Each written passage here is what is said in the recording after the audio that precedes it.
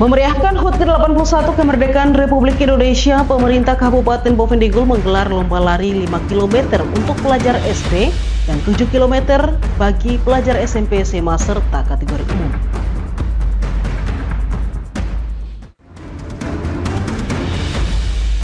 Dalam rangkaian kunjungan kanonik di Distrik Midip Tanah, Uskup Agung Merauke Petrus Canisius Mandagi MSc bersama rombongan mengunjungi sejumlah sekolah Yayasan Katolik di Distrik Midip Tanah, Kabupaten Bovendigul. Halo, selamat pagi Bapak, Mama, dan Saudara dong semua. Senang sekali saya Romana Krisya Barmasi dapat kembali menjumpai Anda dalam tayangan Infodigul edisi hari ini Sabtu 8 Agustus 2026. Selain dua topik berita utama tadi, sejumlah berita akan kami sajikan untuk Anda, dan inilah Infodigul selengkapnya.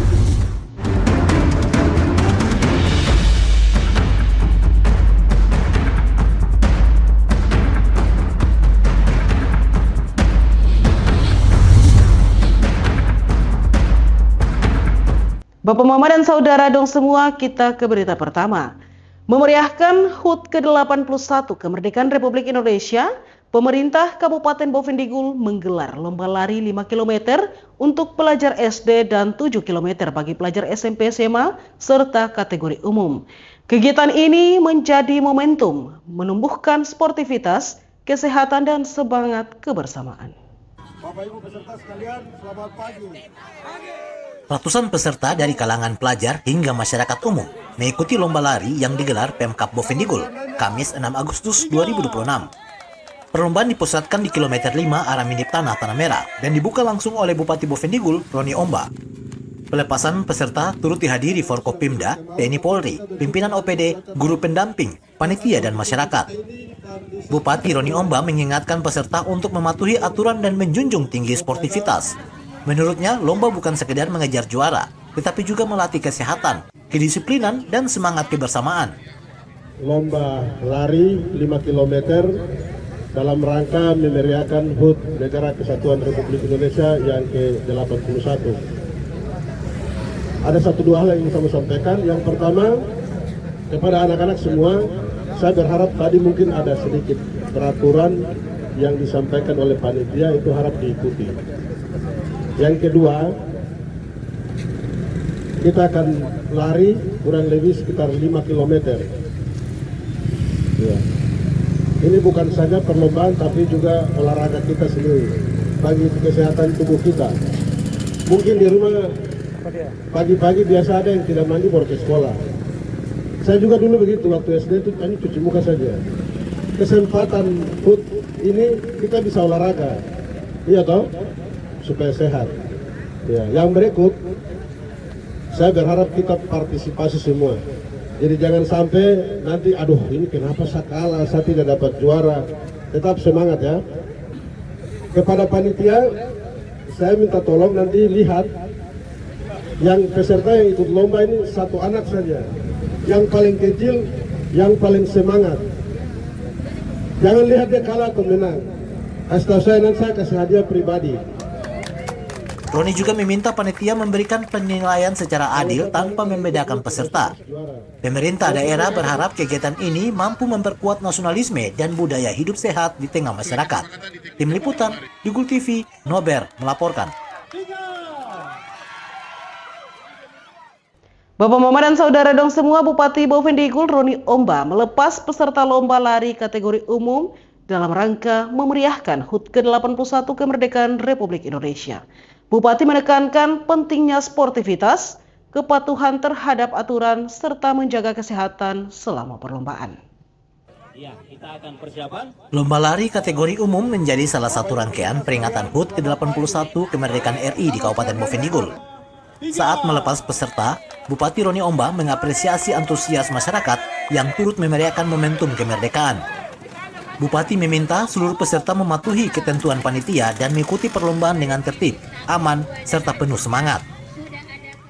Tadi mungkin ada arahan dan persyaratan yang sudah disampaikan oleh panitia. Saya harap bisa diikuti dengan baik. Tapi saya yakin Bapak Ibu sudah berpengalaman. Ya. Mau lomba lari tempat ataupun lari jarak jauh pasti sudah pengalaman. Gitu. Yang berikut, saya pesan juga kepada panitia, Jangan sampai lihat pegawai kah atau mungkin ada keluarga dari bupati kah, ada dari panitia baru dapat juara, itu tidak boleh. Ya, memang murni dia punya potensi, dia punya semangat, dan dia ikuti sampai dengan bisa di garis finish. Gitu. Ada juga dari dinas pendidikan. Jangan lihat karena ini Pak Guru jadi kasih juara, tidak juga. Ada kepala dinas yang sponsor mungkin jadi kasih juara, tidak. Gitu. Ada juga dari TNI Polri kayaknya, jadi jangan dilihat dari kesatuannya juga. Ada Pak Kasdim dan Satgas dan Pak Wakapolres, jadi kita kasih juara, tidak. Yang pertama, kita terima kasih dan niat kita untuk memeriahkan HUT NKRI. Yang kedua, kita jaga kesehatan kita. Ya. Yang berikut baru kita ikut lomba. Jadi dapat juara, tetap semangat. Roni juga menegaskan panitia dan dewan juri harus bersikap jujur dan profesional. Penentuan pemenang harus berdasarkan kemampuan dan hasil perlombaan, tanpa memandang status atau latar belakang peserta. Menurutnya, perlombaan bukan sekedar mengejar juara, tetapi juga mempererat kebersamaan dan mendorong pola hidup sehat melalui olahraga. Tim Liputan di Gul TV, Nober melaporkan. Bapak Mama dan Saudara dong semua, jangan kemana-mana, sesaat lagi info di Gul akan kembali. Tetaplah bersama kami.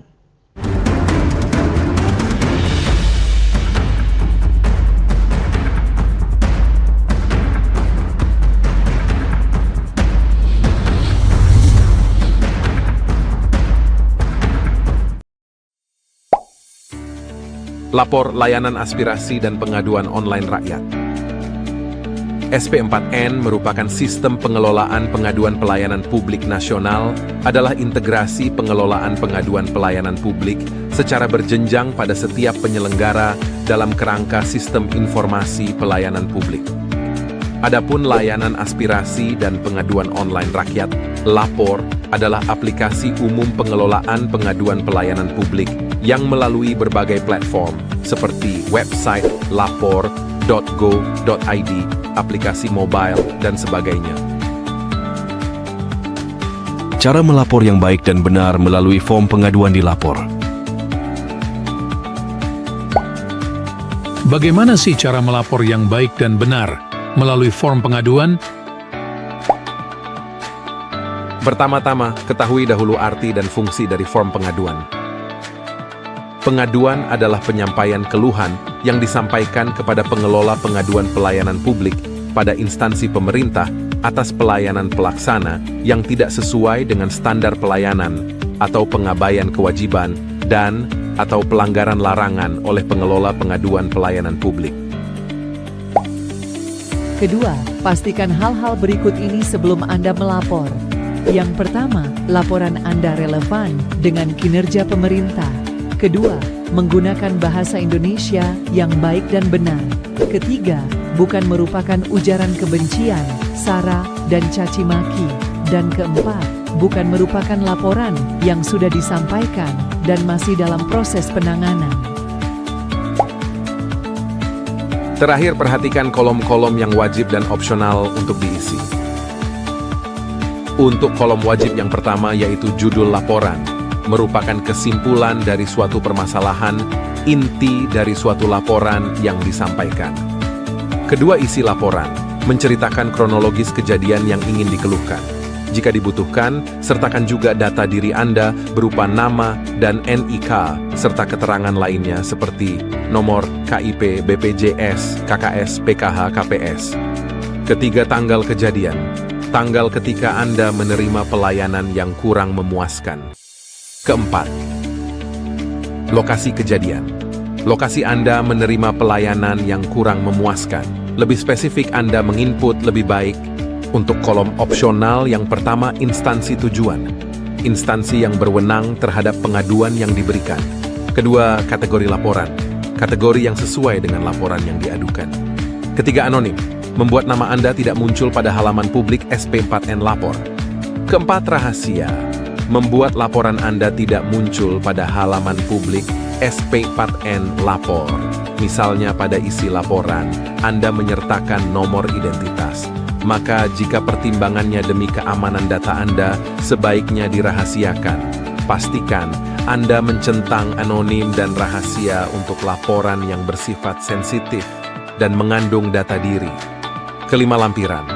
Data dukung laporan Anda berupa gambar, dokumen, dan video dengan maksimal upload 2 MB. Anda bisa melakukan upload lebih dari 1 dokumen. Untuk alur kerja SP4N Lapor, tulis laporan dan keluhan Anda secara jelas dan lengkap. Kemudian, laporan Anda akan diverifikasi dan disampaikan ke instansi berwenang. Berikutnya, laporan Anda akan ditindaklanjuti dan dibalas. Setelah itu, Anda bisa memberikan tanggapan atas balasan. Terakhir, laporan Anda akan ditindaklanjuti hingga selesai. Untuk menyampaikan laporan, pertama Anda bisa mengunjungi halaman www.lapor.go.id. Setelah itu, terlebih dahulu membuat akun dengan mengisi data diri secara lengkap dan benar. Setelah Anda memiliki akun, maka Anda bisa membuat laporan. Yang pertama adalah memilih jenis laporan. Hal ini bisa berupa aduan, aspirasi, maupun permintaan informasi. Kemudian tuliskan judul laporan Anda. Berikutnya tuliskan isi laporan Anda secara jelas, menggunakan bahasa Indonesia yang baik dan benar serta sopan. Pembagian waktu dan lokasi kejadian. Pilih instansi tujuan serta kategori laporan. Anda bisa menambahkan lampiran berupa foto maupun dokumen. Sebagai pendukung, terakhir setelah lapor, maka laporan Anda telah selesai.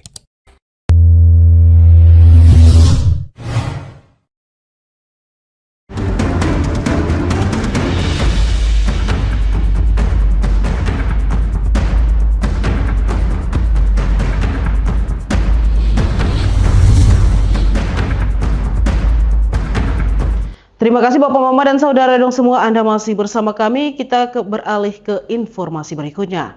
DPRK Bovendigul meminta pemerintah daerah dan TAPD mempercepat penyusunan KUA dan PPAS APBD perubahan tahun 2026.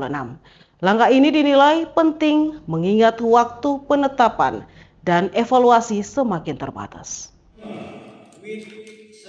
Memasuki masa persidangan 3 tahun sidang 2025-2026, DPRK Bovendigul kembali menekankan percepatan penyusunan KUA PPAS APBD perubahan 2026 oleh pemerintah daerah dan TPAD.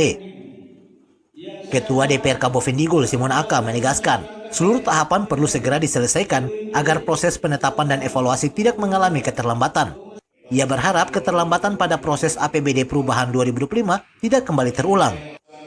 Perlu kami ingatkan kembali kepada pemerintah daerah dan TAPD untuk benar-benar serius dalam menyikapi penyusunan KUA dan PPAS APBD perubahan 2026.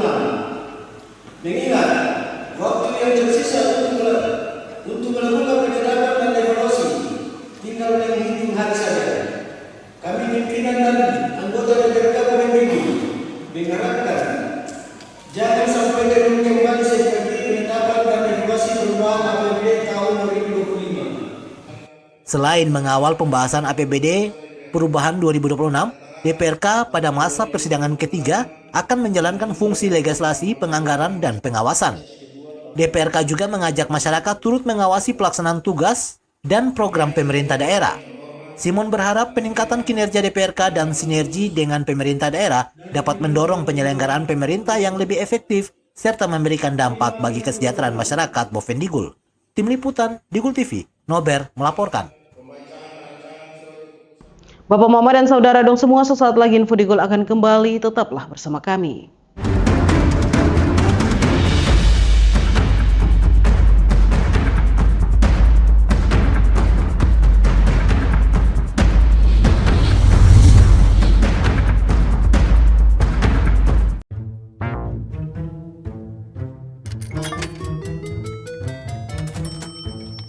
Aku menyesal mencoba judi online.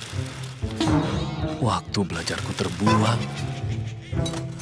tabunganku berkurang, teman-temanku hilang, kugadaikan barang, terlilit utang. Mulai sekarang, aku akan berhenti judi online.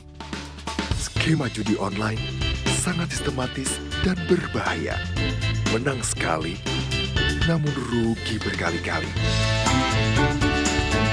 Jauhi berbagai situs dan aplikasi judi online. Mari bentengi diri dan saling jaga.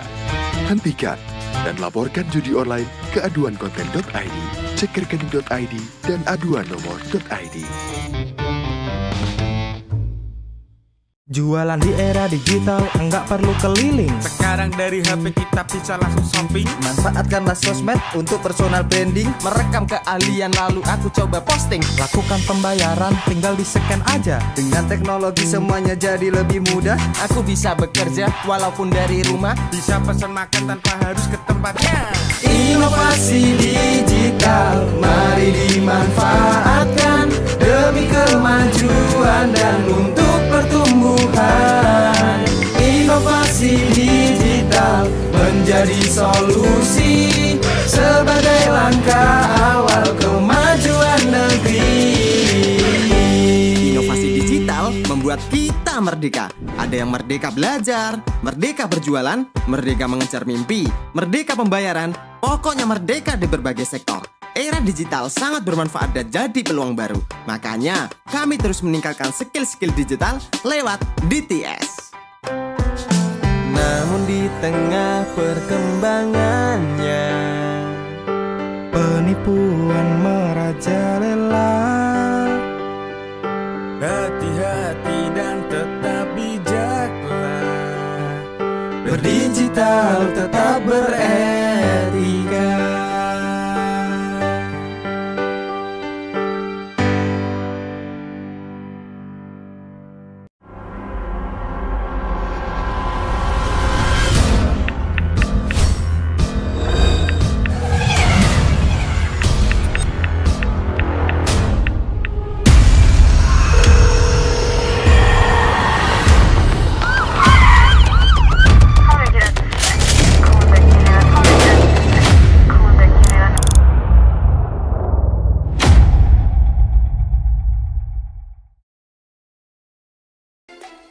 Emang gak takut hidup dan masa depan hancur karena judi online?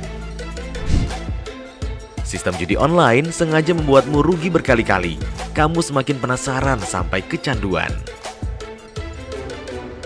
Dampak judi online sangat fatal loh. Keluarga hancur, tabungan hangus, pekerjaan hilang, hingga terlilit utang. Judi online perlu dicegah dengan bangun kebiasaan positif. Hindari iklan judi online, jangan kunjungi situs judi online. Isi waktu dengan olahraga, jangan tergoda rayuan yang menjanjikan keuntungan cepat. Bagaimana cara lepas dari judi online?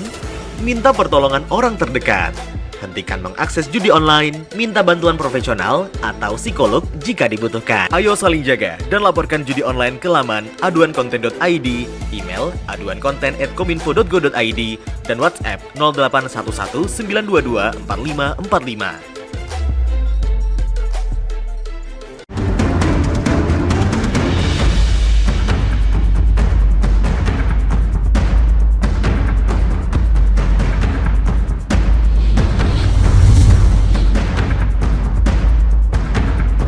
Terima kasih saudara, Anda masih bersama kami. Kita beralih ke informasi berikutnya.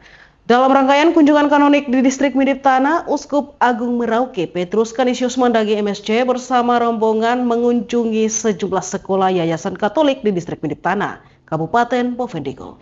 Kunjungan ini menjadi wujud kepedulian terhadap dunia pendidikan. Kunjungan kasih dilaksanakan di sela-sela agenda kunjungan kanonik Uskup Agung Merauke di distrik Midip Tanah. Rombongan menyapa para guru dan peserta didik, sekaligus memberikan dukungan moral agar tetap semangat dalam menjalankan proses belajar mengajar. Kunjungan turut didampingi staf ahli Bupati Bovendigul, Kepala Distrik Midip Tanah dan Kombut, serta unsur TNI Polri. Novisiat kepada mereka yang menerima sakramen Krisma, ya, novisiat kepada para pastor yang telah membina para calon Krisma ini, dan juga pembantu-pembantu pastor. Pokoknya siapa saja yang menolong pastor dalam mempersiapkan calon-calon Krisma ini. Luar biasa novisiat. Dan terakhir, jadilah saksi di tengah-tengah dunia yang menurut Paus Leo XIV, dunia ini sedang terluka. Bagaimana jadi saksi? Paus Fransiskus mengatakan 3 hal: beriman, berpengharapan, dan berbelas kasih. Sekian dan terima kasih. Melalui kunjungan tersebut, gereja dan pemerintah daerah diharapkan terus memperkuat sinergi dalam mendukung pendidikan.